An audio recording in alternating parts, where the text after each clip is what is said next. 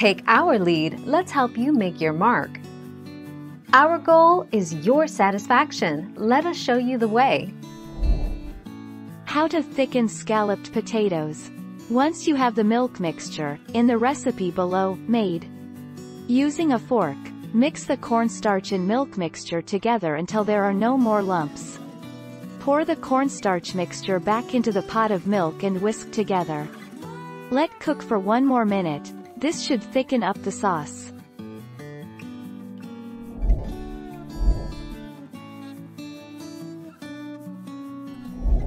Make your mark, take our lead. Just stick your drippy mashed potatoes in a microwave-safe bowl and heat for 1 to 2 minutes at a time until your potatoes have reached the desired consistency. Be sure to stir them each time.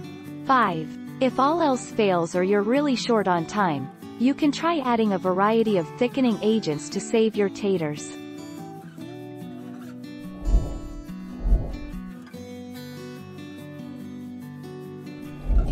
Make your mark, take our lead. Remove from the oven and cover with aluminum foil until ready to serve.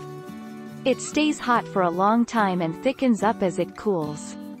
You could try blending some of the potatoes into the cream sauce.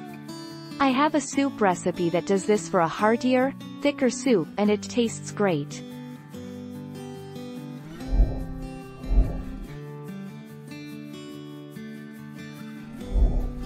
Take our lead.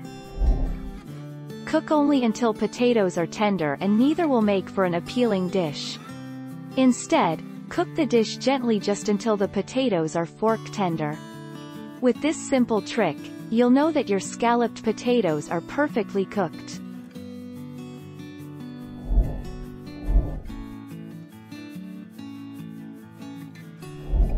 Let's help you make your mark. If they were sliced thickly, you may have had enough space between the potatoes to hold a lot of liquid, and then as they start to soften and collapse you end up with a lot of liquid.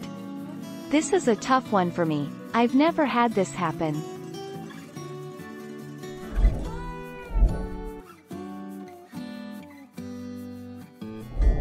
Let's help you make your mark.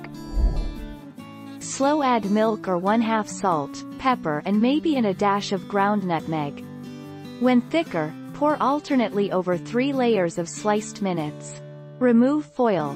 Test potatoes for tenderness. Bake without foil another 15 to 30 minutes.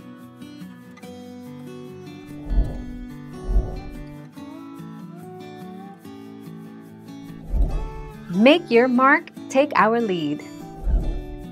Cook only until potatoes are tender. It's not just meat that can be overcooked. Casseroles can be, too. And if you overcook your scalloped potatoes, the milk is not only likelier to curdle, but the potatoes will break down into complete mush. And neither will make for an appealing dish. Thank you for watching. Please subscribe and hit the bell notification.